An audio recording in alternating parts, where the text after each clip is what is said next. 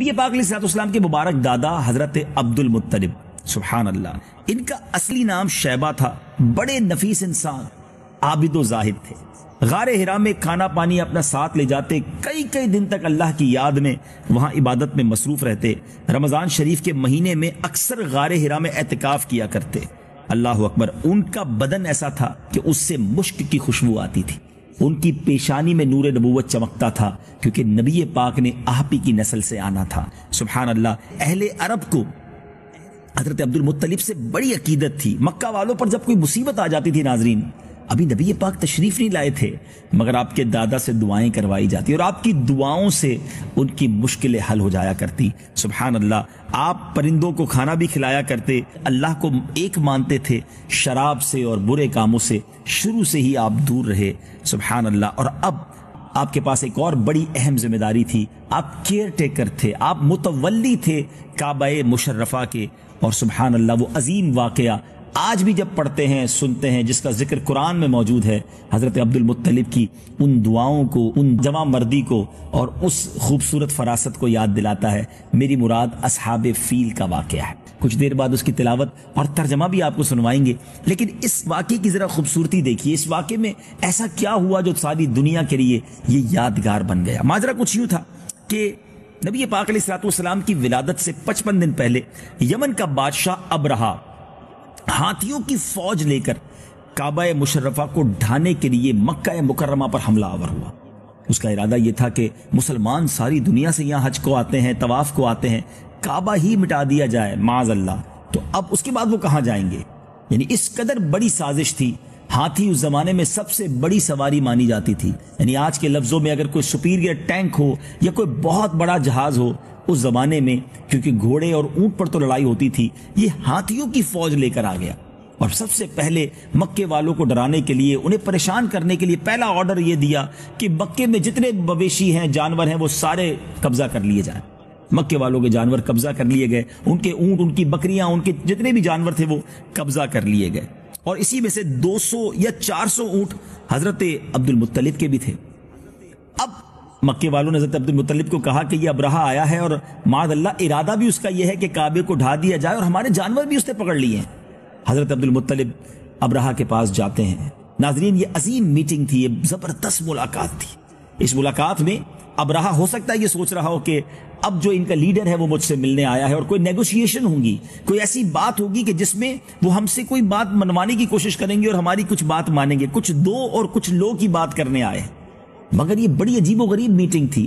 ایک مسلمانوں کے ہیڈ کوارٹر، مسلمانوں کے سینٹر پر حملہ کرنے کے لیے وہ فوج آئی تھی۔ حضرت عبد المطلب گئے، اور اس شخص نے جب حضرت عبد المطلب کو دیکھا تو آپ کے چہرے پر جو نور مصطفیٰ، آپ کی پیشانی میں جو خوبصورت نور تھا، جب اس کو دیکھا تو ابرہہ نے بڑی عزت کے ساتھ اپنے ساتھ بٹھایا اور کہا، فرمائیے آپ کیا کہنا چاہتے ہیں؟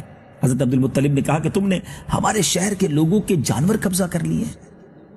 تو ابرہہ جو ہے وہ تھوڑی دیر کے لیے، جس کو کہتے ہیں، شاکڈ ہو گیا کہ میں تو سمجھا آپ کعبے کی حفاظت کی بات کرنے آئیں گے، مکے کی اوپر میں حملہ نہ کروں اس پہ مجھ سے بات کریں گے۔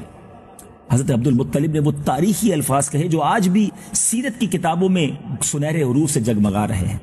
آپ نے فرمایا کہ کعبہ میرا گھر نہیں ہے، وہ جس کا گھر ہے اس کی حفاظت وہ کرے گا، مویشی ہمارے ہیں، ہم تم سے اس کی بات کرنے آئے ہیں۔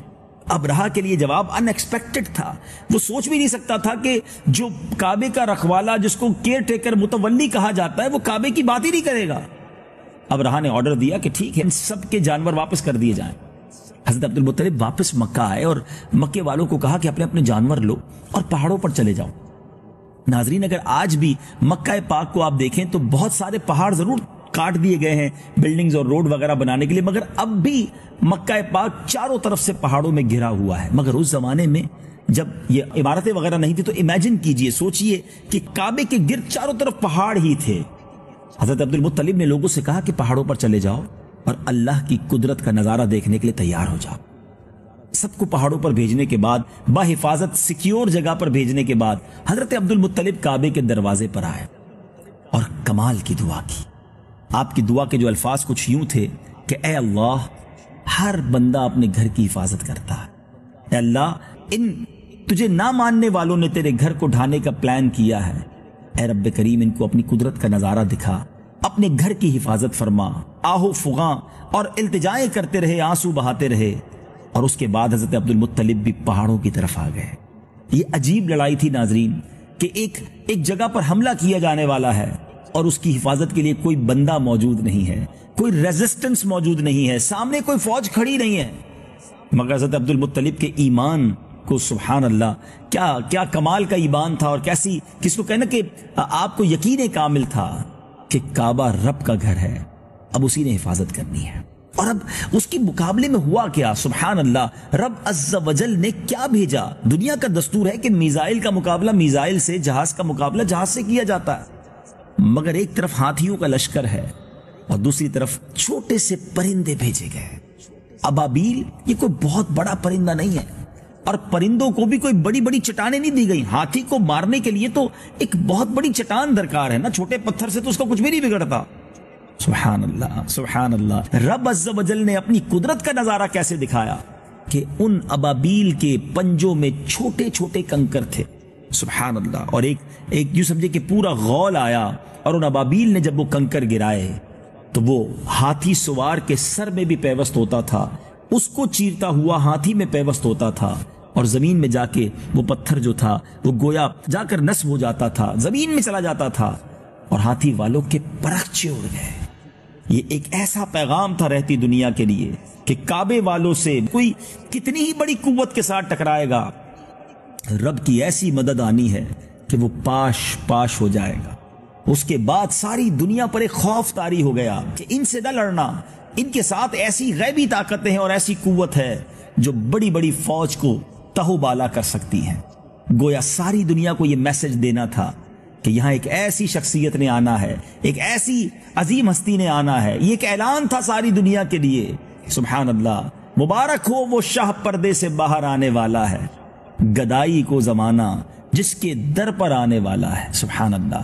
ناظرین، اب آئیے، آج تک یہ واقعہ ہم نے سورت کئی بار سنی ہوگی، مگر اس واقعے کے پس منظر کو یاد کرتے ہوئے جب قرآن پاک کی سورت کی تلاوت سنیں گے، ترجمہ سنیں گے، ایمان مزید تازہ ہو جائے گا۔ سورہ فیل کی تلاوت اور اس کا ترجمہ سنتے ہیں۔ أَلَمْ تَرَ كَيْفَ فَعَلَ رَبُّكَ بِأَصْحَابِ الْفِيلِ أَلَمْ يَجْعَلْ كَيْدَهُمْ فِي تَضْلِيلٍ وَأَرْسَلَ عَلَيْهِمْ طَيْرًا أَبَابِيلَ تَرْمِيهِمْ بِحِجَارَةٍ مِّن سِجِّيلٍ فَجَعَلَهُمْ كَعَصْفٍ مَّأْكُولٍ۔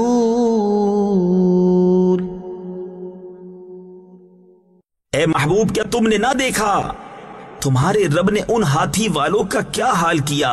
کیا ان کا داؤ تباہی میں نہ ڈالا اور ان پر پرندوں کی ٹکڑیاں یعنی فوجیں بھیجی کہ انہیں کنکر کے پتھروں سے مارتے تو انہیں کر ڈالا جیسے کھائی کھیتی کی پتی یعنی بھوسا۔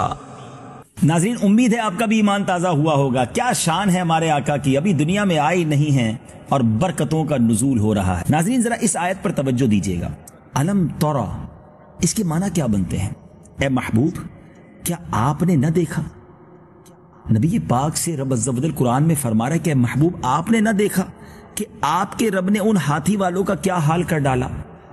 ناظرین، سوال تو یہ ہے کہ نبی پاک تو دنیا میں تشریف نہ لائے تھے، پیارے آقا علیہ الصلوۃ والسلام تو 55 دن بعد دنیا میں تشریف لائے، اور قرآن میں رب عز و جل اپنے حبیب علیہ الصلوۃ والسلام سے یہ فرما رہا ہے الم تر کیف، اے محبوب آپ نے نہ دیکھا؟ تو کہاں دیکھا؟